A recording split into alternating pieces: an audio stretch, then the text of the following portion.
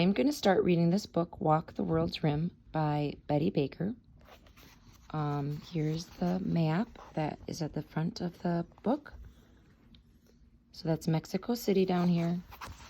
And it shows a trail going through Mexico, up through New Mexico and Arizona, Texas, along the coast, over to Florida.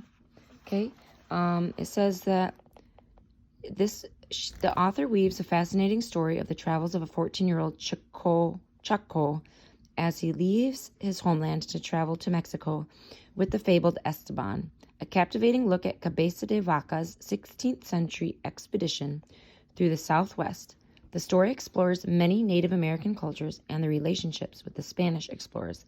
The ending is bittersweet as Chaco ultimately decides to leave the more prosperous Mexico to return to his starving tribe. Chapter 1, The Years Before. In summer of 1527, five Spanish ships sailed from Cuba to explore Florida. The 5 Franciscan friars aboard hoped to convert the Indians to the Word of God. The rest of the 600 men dreamed of wealth. All but 4 of them found death. The tragedy was the result of poor leadership. Against the advice of his best captains, Governor Pamphilo de Narvaez led his soldiers inland, directing the ships to meet the army farther north. The soldiers never saw the ships again. Beset by poisonous snakes, insects, treacherous swamps, and hostile Indians, the Spaniards struggled north and west to what is now Pensacola. Pensacola is in Florida. There, between Indian attacks, the men slaughtered their precious horses and used the hides to build crude boats. The barges pushed off from Mexico only to be separated by a storm at the mouth of the Mississippi River. A hurricane drove the 3 surviving barges ashore near what is now Galveston, Texas. In a futile attempt to launch the one salvaged barge, the men lost all their clothing, tools, weapons, and meager supplies. Within a year, sickness, starvation, and Indians diminished the survivors to 4. Alvar Núñez Cabeza de Vaca, Alonso de Castillo Maldonado, Andres Dorantes, and his Negro slave Esteban. Only 4 from more than 600 men. Only 4 survived out of 600. These 4 might not have lived either if they had not assumed the roles of medicine men. By blessings and prayers, Castillo and de Vaca cured a great many Indians. Either the cures were miraculous, as the 3 Spaniards believed, or most of the illnesses were imaginary, brought on by fear of witches and spirits, so that the patients easily imagined themselves cured by the gods from the rising sun. Whatever the explanation, the more people they cured, the more closely the Spaniards were guarded. The Indians could not afford to let such valuable medicine men escape to another tribe. The Spaniards... Wait, Mom. One second. The Indians could not afford to let such valuable medicine men escape to another tribe. For 7 years, the 4 men lived among the Gulf Coast Indians, primitive people on the near-starvation diet. Then, late one summer, they escaped and fled north into the unknown, unexplored interior of Texas. Without warm robes, they could not survive the cold. Whether they knew was coming.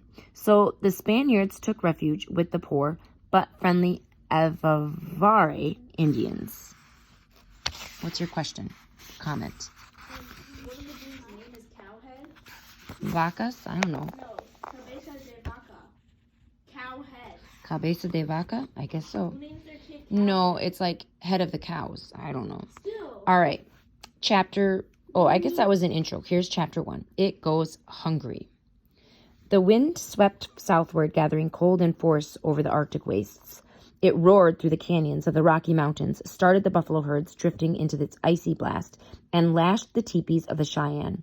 Then, its fury exhausted over the plains, the wind spent its last breath over the warm Gulf, where strange vessels sailed east and west.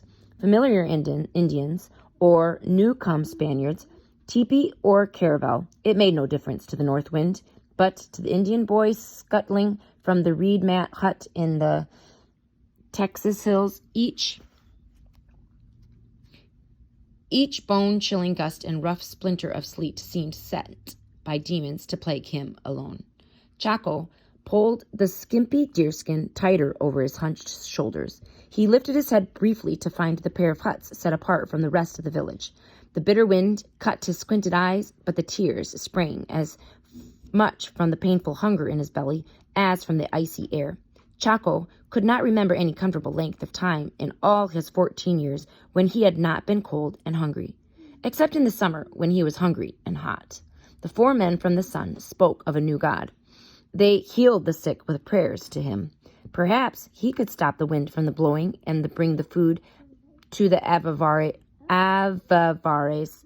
Chaco would gladly dance to any god or demon who could do such things. Then, fearful that the spirit of misfortune had read his thoughts, Chaco spat twice over his left shoulder to honor and appease the malicious god. He swept aside the stiff hide over the doorway of the hut and crawled through the low opening. 2 men crouched over the fire pit. One was weathered as brown as Chaco, but the hair, growing long and thick on his face, was the color of grass when there'd been no rain for many hot suns. I think that means the color of blonde.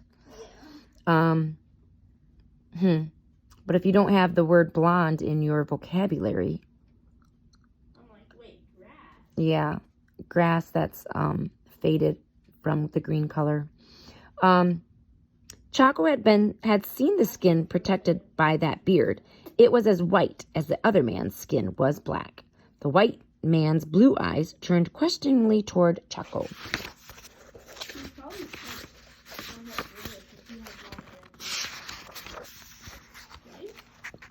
What time is it? I don't know. That clock's pretty low.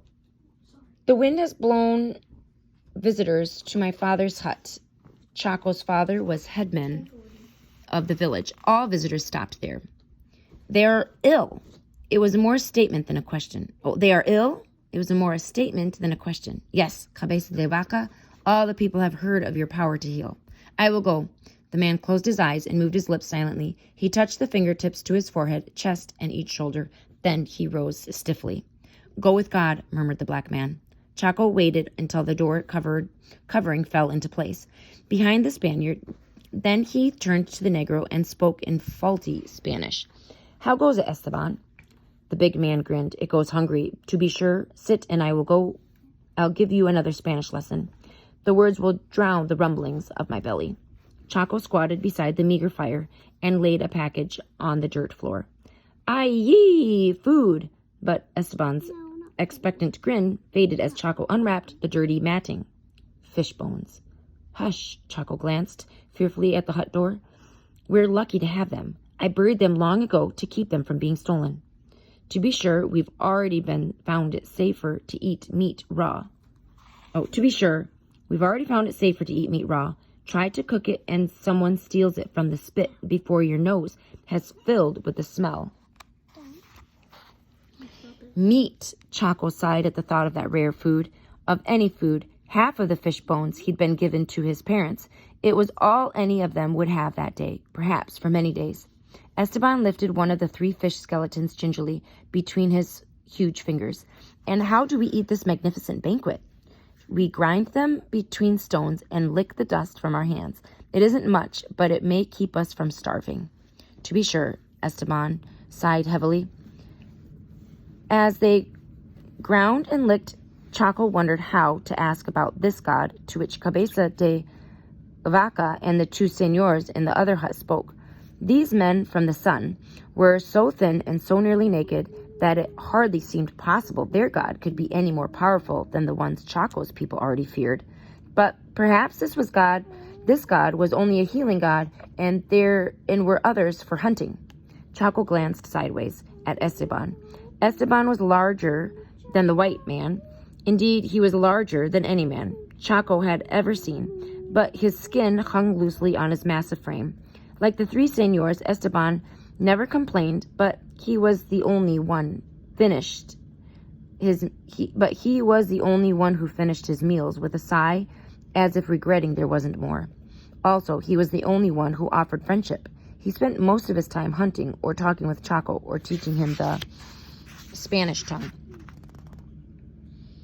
But one thing Esteban disliked, speaking of, this god of the three señors, Chaco, who have to save his questions until Cabeza de Vaca returned from treating the sick man in his father's hut.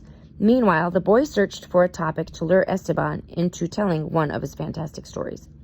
You, men from the sun, do not seem to mind hunger, he ventured last. After 7 years with the Indians southward, you get used to not eating. Half those people die every year from starvation. It is the same here. The cactus fruit ripens, the fish swarm upriver, or someone kills a deer. For a short time there is enough, but then comes hunger, and what morsels you find are snatched from between your teeth. Chaco banged the last fish bone violently with the small stone. I have seen some eat the ground itself. Esteban nodded. And they died of it. You have traveled far. Is it the same everywhere? Everywhere we've traveled from Florida to here. And this place to which you travel now? What about it? Ah, when we get to Mexico, it will be different. We'll receive the welcome of conquering generals.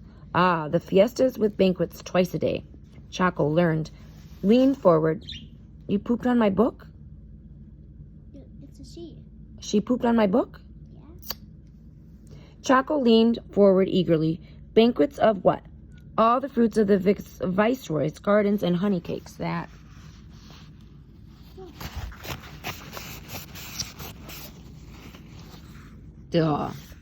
melt on your tongue. Fine stews seasoned with chili peppers. Indian tortillas large as cartwheels. And meat? And meat? Interrupted Chaco. Will there be meat? To be sure, little one. There will be duck roasted on the spit, plump hens, suckling pigs oozing with fat, and whole legs of mutton. Though Chaco had been learning the Spanish tongue through the long winter, many words such as pig and mutton held no meaning for him. For Esteban's tone, he knew they were delights beyond anything he'd ever known. What a marvelous land this Mexico must be. No wonder the señors were so eager to return. Why had they ever left? Chaco would never leave such a place.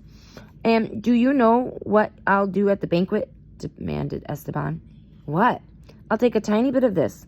His thick fingers plucked an imaginary morsel from the air. One bite of that. Just a leg of chicken. Thank you.